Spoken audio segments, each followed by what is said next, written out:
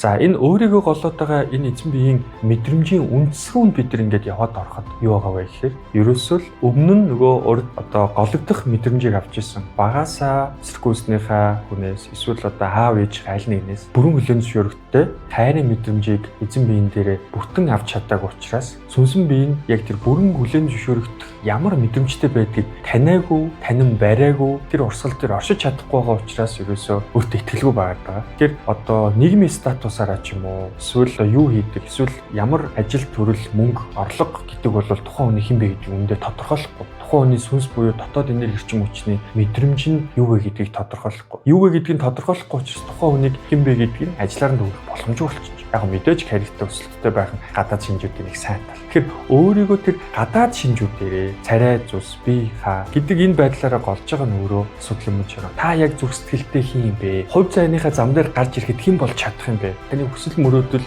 итгэл үнэмшил юу юм бэ?